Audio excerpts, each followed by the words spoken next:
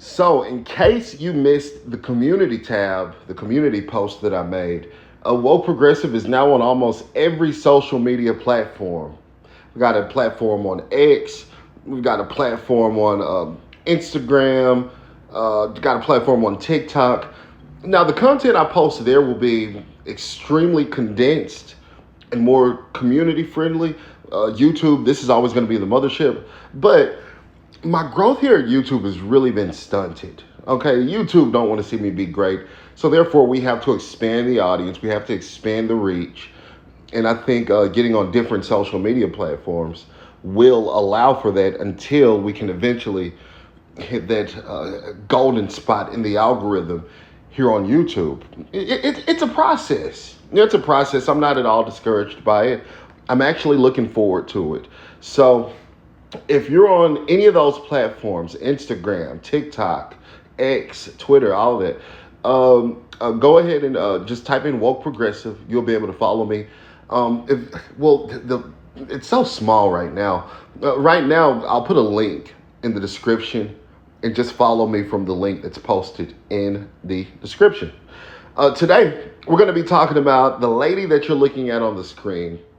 And she's actually kind of a minor character in what we're talking about today, Tabitha Brown, but she is partially what we'll be talking about. She recently came out, or if you don't know who Tabitha Brown is, she's an actress, she's a social media influencer. She's kind of an entrepreneur. She's kind of a woman who dabbles into a little bit of everything.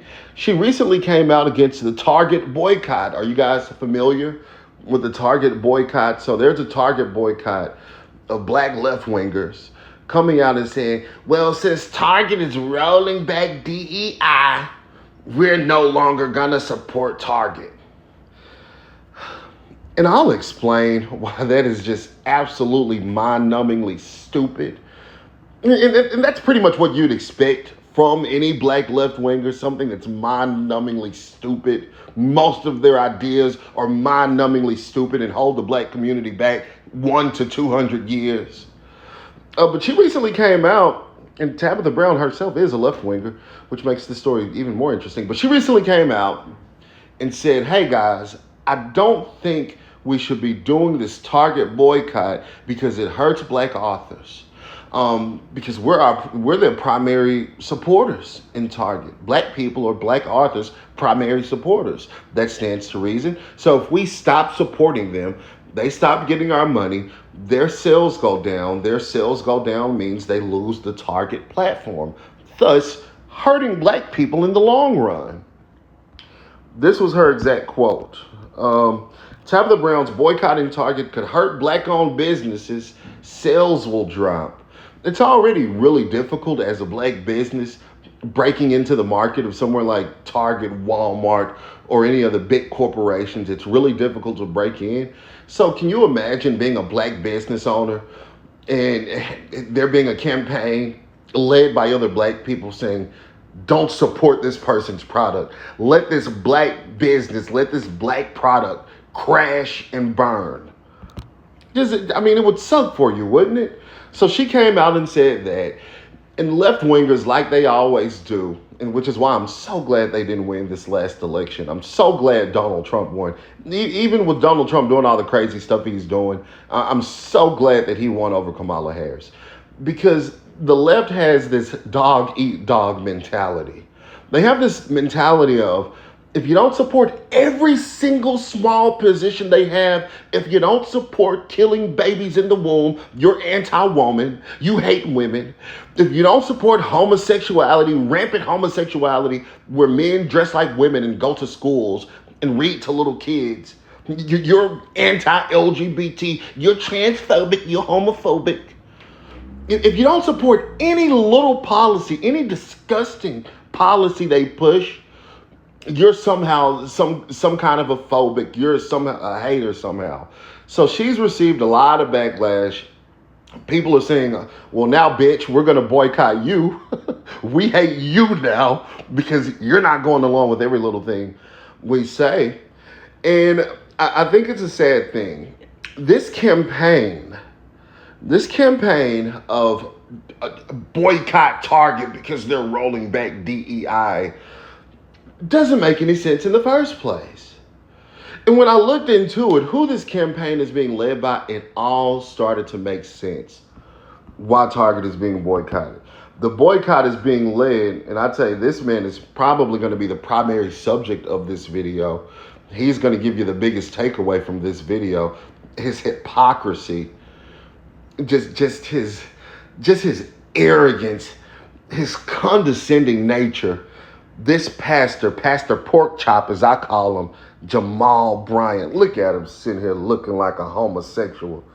Hey girl, let's talk about the word of Jesus. Let's talk about the word of God. This homosexual, probably homosexual. I don't know that the man's a homosexual, but look how he's sitting there with his legs crossed. Do you know any? And his hands together. Look at those glasses. Look at that bald head. Just look at the whole out. The man looks like a homosexual, but that's not what this is about. This is not about his sexuality. He is the one leading this campaign against black business owners in Target. All right, because Target rolled back their DEI efforts. Not only did Target roll back their DEI efforts, they also took away their summer LGBT collection. Because, that was a thing Target did, too. Target used to, I remember going into Target a couple of years ago, maybe. And there'd just be this big section of happy to be gay, proud to be gay, make your kids gay, go suck a dick, support the movement. They'd have all kind of gay merchandise straddled throughout the store. And one big section of the store was just a big gay rainbow part of the store.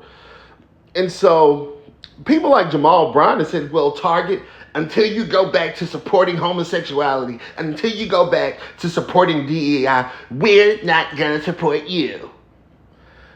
And so he's leading this campaign against Target. I wanted to talk about Jamal Bryant because he's one of those pastors that are indicative of why the modern day church is failing.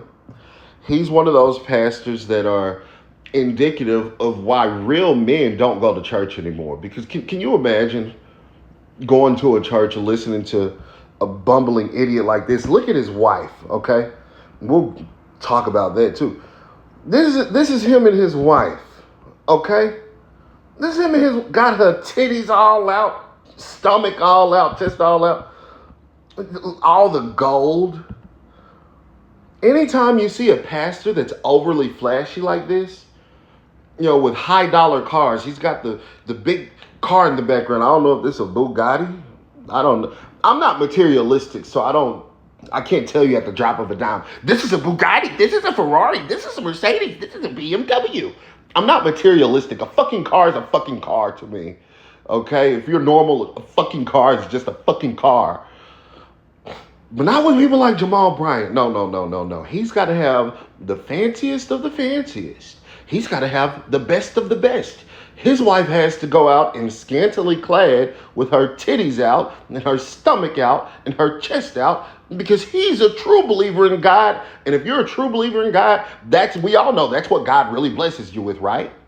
God blesses you with a whole wife, a car worth hundreds of thousands of dollars, big mansions, and a reality show where the women are on the show fighting each other and cussing each other out and being the total opposite of what God represents.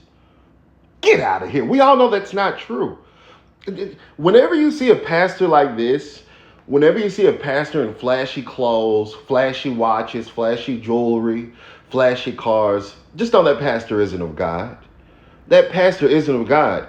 Compare it to Jesus. If your pastor is riding to church in a brand new Ferrari, a brand new Cadillac, that pastor's probably not of God. Jesus came into Bethlehem on an old beat up mule. Okay, Jesus didn't have horses with golden chariots. No, that's not how Jesus rolled. Because Jesus understood that it was about the message. For Jesus, it was about the message. It was about saving souls.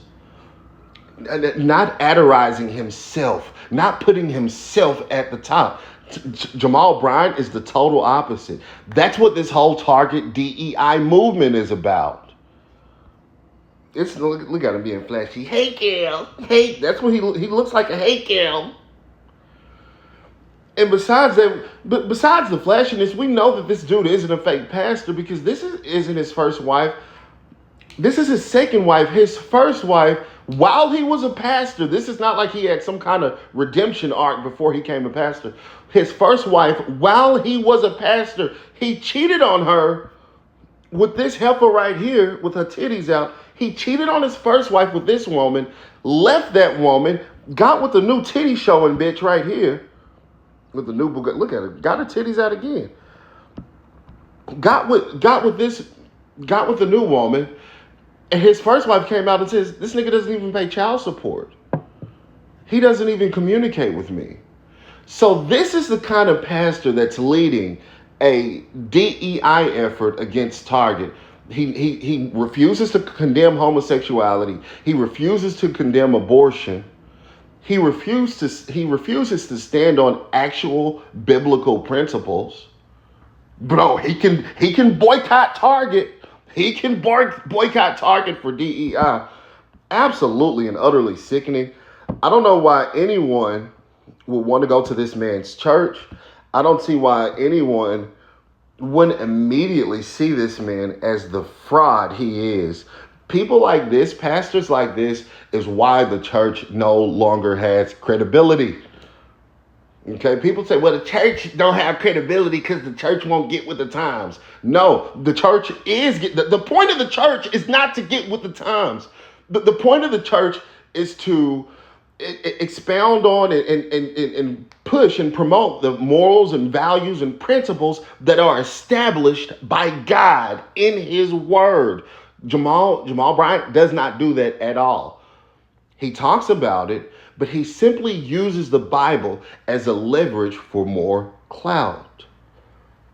And he's doing this DEI campaign. That's what I wanted to talk about. You want to know, whenever people talk about DEI and how it hurts black people, understand that's not true. DEI doesn't hurt black people. And I'll show you why. Let's look at this and then I guess we'll close the video. Okay. This is from Black Enterprise, a very reputable place to get black news. Can we get the article? Where's the article? Oh, okay. Look at this. Black people only compromise 4% of DEI positions in the workplace. Do you see that? Black people, period.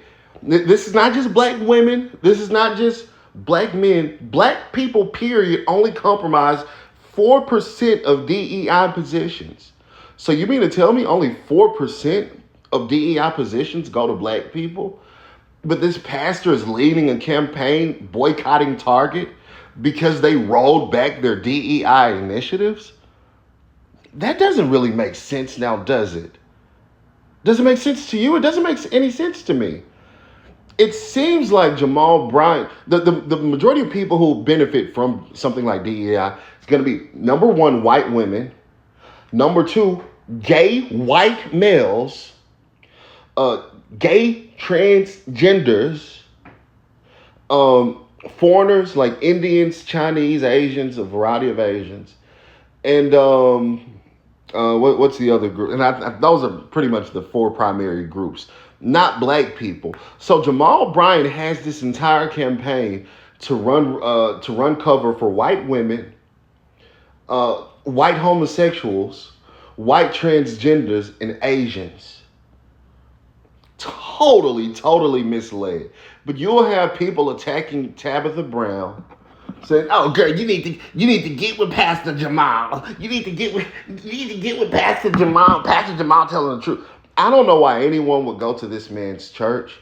It is absolutely sick. But you know, in an ironic way, it kind of makes sense that a pastor who's totally misleading his flock, it's kind of on brand that he would mislead his flock with this type of a movement to boycott Target.